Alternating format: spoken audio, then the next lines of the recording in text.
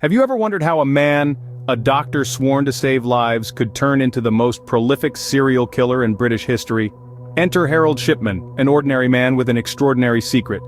Born in the mid-20th century, Shipman led a life that on the surface seemed unremarkable. He was a family doctor, a respected member of his community, a man who was trusted to care for the sick and the vulnerable. Yet behind this facade of respectability lurked a macabre truth. As the years passed, a chilling pattern began to emerge. Shipman's patients weren't just dying of natural causes. They were being murdered. One by one, the bodies piled up, the victims of a doctor who had turned his healing hands to deadly deeds. The revelation of his crimes sent shockwaves through the nation, forever tainting the trust placed in him. But how did a man with such a noble profession become a symbol of death and deceit? Let's delve into the life of Harold Shipman, the man behind the mask of a caring doctor. Harold Frederick Shipman was born into a working-class family in Nottingham, England, on January 14, 1946. From a young age, he showed a deep interest in medicine, often playing doctor with his friends. After losing his mother to terminal lung cancer when he was just 17, Shipman was left with a profound sense of loss that would later shape his monstrous future. Fueled by the desire to save others from the same fate as his mother, Shipman pursued a medical education. He attended the Leeds School of Medicine, where he excelled academically. In 1970, Shipman began his medical career in Pontefract General Infirmary, where he was known for his dedication and hard work. Yet beneath this facade of professional dedication lurked a darker side. It was during these initial years as a doctor that Shipman's first suspicious activities began to surface. He was caught forging prescriptions for pethidine, a strong opioid painkiller. Puzzlingly, he was not using these drugs to aid his patients, but rather, he was consuming them himself. This marked the beginning of his destructive drug addiction. As Shipman's career progressed, so did his descent into darkness. His medical practice in the English town of Hyde saw him emerge as a respected figure. He was known for his dedication, often making house calls to elderly patients who were too frail to visit the clinic. But beneath this facade of compassion was a sinister reality. Shipman's modus operandi was chillingly simple. He administered lethal doses of diamorphine, a powerful painkiller, to his unsuspecting victims. Most of them were elderly women living alone, their deaths often attributed to natural causes due to their advanced age. But as the years passed, the number of deaths among Shipman's patients started to rise dramatically. It's believed that Shipman's victims numbered in the hundreds, making him one of the most prolific serial killers in recorded history. His motive remains a mystery. Some speculate he enjoyed playing God, deciding who lived and who died. Others suggest he might have been addicted to the thrill of killing, or perhaps he simply sought to ease what he saw as the suffering of the elderly. But as the death toll rose, so did suspicions.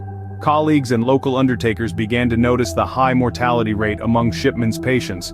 The doctor, they observed, was often present at the time of death, and he seemed to have a habit of falsifying medical records to cover his tracks. Despite these observations, confronting a respected doctor with such shocking accusations was no easy task. It took the courage of a local taxi driver, whose passengers were frequently Shipman's patients, to raise the alarm. After losing too many fares in quick succession, she voiced her suspicions to the police. A local coroner, alerted by the police, also began to notice a pattern. He discovered that in many cases Shipman had been the last person to see the patients alive, and the cause of death was often suspiciously similar. Despite the mounting evidence, it took a brave woman to finally expose the horrifying truth. Angela Woodruff, the daughter of one of Shipman's victims, refused to believe her mother's death was due to natural causes. Her relentless pursuit for justice set in motion the end of Harold Shipman's reign of terror. The walls began to close in on Shipman when a local undertaker and a determined daughter refused to remain silent. It was a string of suspicious deaths, coupled with a forged will, that finally led authorities to investigate the man dubbed as Dr. Death. The local undertaker, alarmed by the unusually high death rate among Shipman's patients, tipped off the authorities. Meanwhile, a tenacious daughter, grieving the sudden loss of her mother, refused to accept the hastily written cause of death.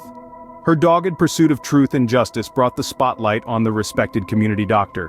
When the investigators dug deeper into Shipman's records, they discovered a chilling pattern. Many of his patients met their end in his presence, their health suddenly deteriorating after a visit from the doctor. But what sealed Shipman's fate was the discovery of a clumsily forged will, leaving all of a patient's estate to him. Shipman's trial was a media spectacle, the public horrified by the scale of his crimes. The court found him guilty of 15 counts of murder and 1 count of forgery, but the true number of his victims was speculated to be in the hundreds, making him one of Britain's most prolific serial killers. In a chilling twist of fate, Shipman met his end in a prison cell, leaving behind a legacy of death and betrayal. His reign of terror was over, but the scars left on the community would take generations to heal. Even after his death, the shadow of Harold Shipman continues to loom over us. His heinous crimes sent shockwaves through the healthcare system, prompting a hard look at medical practices and the trust we place in our doctors. The families of his victims still grapple with the trauma, their lives forever marred by his monstrous deeds. Harold Shipman, a doctor-turned-serial killer, forever changed our perception of the medical profession, reminding us that monsters can hide in the most unexpected places.